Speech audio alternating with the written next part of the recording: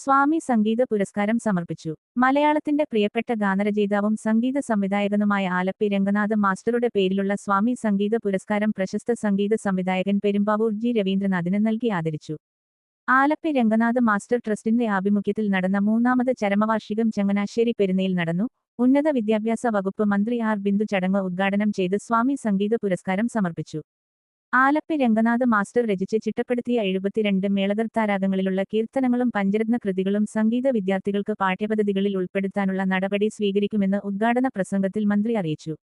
സ്വാമി സംഗീതമാലപിക്കും താപസഗായകനല്ലോ ഞാൻ, എന്മനം പൊന്നമ്പലം, എല്ലാ ദുഃഖവും തീർത്തുതരൂ തുടങ്ങിയ നിരവധി ഭക്തിഗാനങ്ങൾ ആലപ്പി രംഗനാഥന്റെ രചനയിലും സംഗീതത്തിലും ജനശ്രദ്ധ ആകർഷിച്ചു. മദഗജമുഖനെ ഗിരിജാസുധനെ എന്ന ഗാനം ഗണപതി ഭക്തിഗാനങ്ങളിൽ ഏറ്റവും സൂപ്പർ ഹിറ്റാണ്. യേശുദാസിന്റെ തരംഗിണിയിലൂടെ പുറത്തിറങ്ങിയ ഉത്സവ ഗാനങ്ങളും ഓണപ്പാട്ടുകളും ഒരുകാലത്ത് ചലച്ചിത്ര ഗാനങ്ങളെക്കാൾ കൂടുതൽ ശ്രദ്ധ നേടിയിരുന്നു. ശാലീന സൗന്ദര്യമേ, കണ്ണനെ കണി കാണാൻ, പച്ചപ്പനമ്പിളിത്തത്തെ, നാലുമണിപ്പൂവേ, പതേ പതേ ശ്രീപദ്മദളങ്ങൾ ഇങ്ങനെ 250 ഇൽപ്പരം ഗാനങ്ങൾ ആലപ്പി രംഗനാഥ് മാസ്റ്ററുടേതായി ദാസേട്ടൻ ആലപിച്ചിട്ടുണ്ട്. ശ്രീനാരായണ ഗുരുദേവന്റെ രചനയിൽ ഉള്ള ദൈവദശകം ഉൾപ്പെടെയുള്ള കൃതികളും ദാസേട്ടൻ ആലപിച്ചത് ആലപ്പി രംഗനാഥ് മാസ്റ്ററുടെ സംഗീതത്തിലാണ്. 72 മേളകർത്തരാഗങ്ങളിലും കീർത്തനങ്ങൾ സൃഷ്ടിക്കുക എന്ന് പറയുന്നത് സാധാരണ ഒരാളെ കൊണ്ട് സാധിക്കുന്ന കാര്യമല്ല. വാഗ്ഗേയകാരന്മാർക്ക് മാത്രമേ സാധിക്കൂ. ഇത്രയും മഹാനായ ഒരു സംഗീതജ്ഞന്റെ പേരിലുള്ള അവാർഡ് തനിക്ക് കിട്ടിയത് തന്റെ ഇതുവരെയുള്ള സംഗീത ജീവിതത്തിലെ ഏറ്റവും വലിയ അംഗീകാരമായി കാണുന്നതായി പെരുമ്പാവൂർ ജി രവീന്ദ്രനാഥ് മറുപടി പ്രസംഗത്തിൽ പറഞ്ഞു.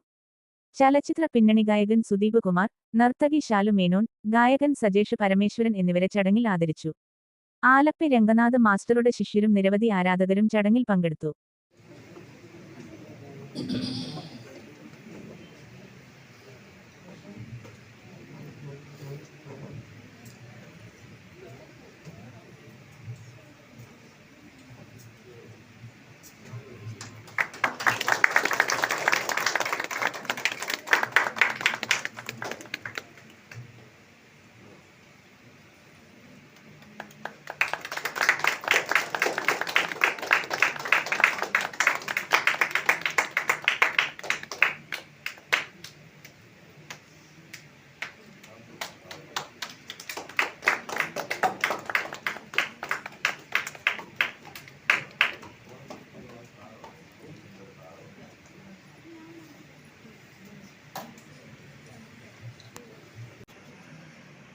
ബഹുമാനപ്പെട്ട Shri Job Michael sir, Shrimati R Bindu madam, Shrimati Krishnakumari Rajasekharan, advocate P S Sreedharan, Shrimati L Jayalakshmi, Shri Vinod P Panicker, Shri Vijayakumar,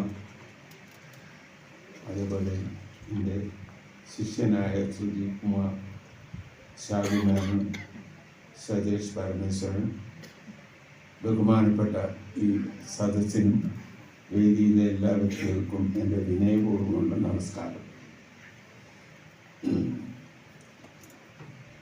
Alleppey രംഗം മാസ്റ്റർ എന്ന് പറഞ്ഞു കഴിഞ്ഞാൽ ഞാൻ കോളേജിൽ പഠിക്കുമ്പോഴേ അദ്ദേഹത്തെ കേട്ടിട്ടുണ്ട്. ഒരുപാട് ബാലയ്ക്ക് സംഗീതം ചെയ്തിട്ടുണ്ട്, ഡാൻസിന് സംഗീതം എഴുതി, ബാലയ്ക്കും കഥ എഴുതി അതിനും സംഗീതത്തിനും അത് എഴുതിയാണ് ചെയ്തത്. അതുപോലെ ഒരുപാട് നാടകഗാനങ്ങൾ എഴുതി അതിന് സംഗീതം ചെയ്തു.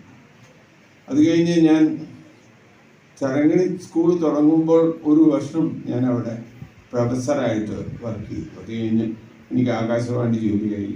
പിന്നെ തരങ്കിണി സ്കൂള് 2-3 വർഷം കഴിഞ്ഞ് അത് പൊളിച്ച് അവിടെ സ്റ്റുഡിയോ ആയി. അവിടെ ദാസേട്ടനൊരു നല്ല സ്റ്റുഡിയോ തുടങ്ങിയപ്പോൾ അവിടുത്തെ മ്യൂസിക്കിൻ്റെ ചാർജായിട്ട് ഇദ്ദേഹം വന്നു. ആ കാലം അദ്ദേഹത്തിന് നമുക്ക് സ്മരിക്കാൻ പറ്റാത്ത ഒരുപാട് നല്ല ഗാനങ്ങൾ അദ്ദേഹം ആ കാലത്ത് യേശുദാസിനെ കൊണ്ട് പാടിച്ചു. ഞാൻ ഇന്ന് 2-3 ദിവസമായിട്ട് ഇദ്ദേഹത്തിൻ്റെ പാട്ടുകൾ ഞാൻ കേൾക്കുന്നുണ്ട്. എൻ്റെ തൊട്ടടുത്തുള്ള ശാസ്താമംഗലം അമ്പലത്തിൽ ഉത്സവം നടക്കുക. രാവിലെ ഈ സ്വാമി സംഗീതത്തിൻ്റെ പാട്ടുകൾ എന്നും ഇടും. 3-4 ദിവസമായിട്ട് അത് ഞാൻ കേൾക്കുന്നുണ്ട്. പിന്നെ ആകാശവാണി, എനിക്ക് കൂടുതൽ അടുപ്പം അദ്ദേഹം ആകാശവാണിയിലെ കമ്പോസറായിരുന്നു. കാഷ്വൽ അവിടെ ജോലിയല്ല, കാഷ്വലായിട്ട് നമ്മൾ 3 മാസം കൂടുമ്പോൾ വിളിക്കും. അപ്പോൾ അത് വരും, അവിടെ കമ്പോസ് ചെയ്യും. അങ്ങനെ അവിടെ വന്ന് നല്ലൊരു പരിചയമായി.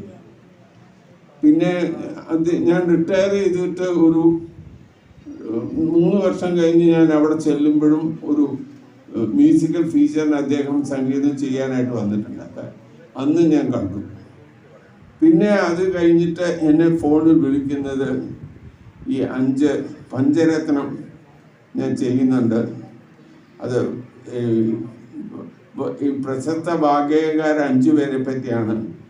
അപ്പം ഞാൻ പറഞ്ഞു അത് വലിയൊരു കാര്യമാണ്, മ്യൂസിക്കിന് ചെയ്യുന്നൊരു വലിയ പുണ്യമായിട്ട് ഞാൻ കണക്കാക്കുള്ളൂ. അപ്പോൾ അത് കേട്ടിട്ട് ഒരഭിപ്രായം പറയണമെന്ന് പറഞ്ഞ് ഞാനത് പറഞ്ഞു. പിന്നെ അത് കഴിഞ്ഞിട്ടാണ് ഈ 72 മേളകർത്ത രാഗങ്ങളിൽ അദ്ദേഹം രചിച്ച് അതിന് മട്ടിടണു എന്ന് പറഞ്ഞു. ഇപ്പം ബിനു ആണ് അത് വന്ന് എൻ്റെ അടുക്ക പറഞ്ഞതും ബിനു അത് കുറച്ചൊക്കെ പാടി കേൾപ്പിക്കുകയും ചെയ്തു. അപ്പം ഞാൻ ആലോചിച്ചു, ഒരു അസാമാന്യ സംഗീതജ്ഞനെ അങ്ങനെ ഒന്ന് ചെയ്യാൻ പറ്റുള്ളൂ. അതായത് ഇപ്പം ഒരു പാട്ട് കിട്ടിയാൽ നമുക്ക് മ്യൂസിക് ചെയ്യാം, പക്ഷെ ഒരു കൃതി ഒരു രാഗത്തിൽ ചെയ്യണമെങ്കിൽ ഒരാളെ എഴുതിയാലും ആ കൃതി അത്ര പോലെ നമ്മുടെ മനസ്സിൽ ഉദ്ദേശിച്ച പോലെ വരണമെന്നില്ല. പ്രത്യേകിച്ച് 72 മേളകൾ, ഓരോ രാഗത്തിനും അതിൻ്റേതായ ഭാവമുണ്ട്, അതിൻ്റേതായ ആ പദം ഉപയോഗിച്ച് ആ കൃതി എഴുതാൻ പറ്റുള്ളൂ, രചന നിർവഹിക്കാൻ. അതുതന്നെ വലിയൊരു മഹാപുണ്യമാണ്. അസാമാന്യ കഴിവുള്ള ഒരാൾക്ക് 72 രാഗങ്ങളിൽ, അത് 72 സബ്ജക്റ്റ് ആയിരിക്കണം, ഒരു സബ്ജക്റ്റ് റിപ്പീറ്റ് അല്ല, വേറൊരു സബ്ജക്റ്റുമായിട്ട് കണക്ഷൻ ഉണ്ടാവാൻ പാടില്ല. അപ്പം അങ്ങനെ 72 കൃതികൾ രചിച്ചു എന്ന് പറയുന്നത് തന്നെ ഒരു മഹാകാര്യമാണ്. പിന്നെ അതിന് മട്ടിടുക എന്ന് പറയുന്നത് അതിലും വലിയ, എന്താ വെച്ചാൽ ഒരു രാഗവും ഒരു സ്വരത്തിൻ്റെ വ്യത്യാസമുള്ളൂ അടുത്ത രാഗം. അപ്പം ഇങ്ങനെ ഓരോ രാഗവും വളരെ ഗഹനമായിട്ട് പഠിച്ചിട്ട് വേണം അതിനൊരു കൃതിക്ക് മട്ടിട്ട് വിവിധ താളത്തിലാക്കി. ഇതൊന്നും സാധാരണ ഒരു മ്യൂസിക് പഠിച്ച ഒരാൾക്ക് ഒരു അസാമാന്യ ഒരു മ്യൂസിക്കിൻ്റെ സബ്ജക്റ്റിൽ അസാമാന്യ ഗഹനമായൊരു പാണ്ഡിത്യമുള്ള ഒരാൾക്ക് ഇങ്ങനെ ഒരു 72 മേളകർത്ത രാഗത്തിൽ ആ കൃതികൾ ഉണ്ടാക്കാൻ പറ്റുള്ളൂ. അപ്പം ഈ കൃതികൾ ഇനി എങ്ങനെ പോപ്പുലറാവും? ഒരു വലിയ വാഗ്ഗേയകാരനാണ് അദ്ദേഹം. ഒരിക്കലും വാഗ്ഗേയകാരന്മാർ ജീവിച്ചിരിക്കുമ്പോൾ അവരുടെ കൃതികൾ പോപ്പുലറായിട്ടില്ല, എല്ലാവരെയും കാലശേഷമാണ്.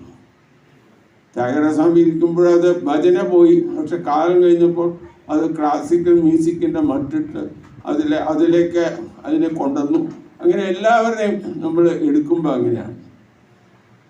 അപ്പോൾ ഇദ്ദേഹത്തിൻ്റെ കാലത്ത് അത് സംഭവിച്ചില്ല എന്ന് വെച്ച് നമുക്ക് വിഷമിക്കണ്ട.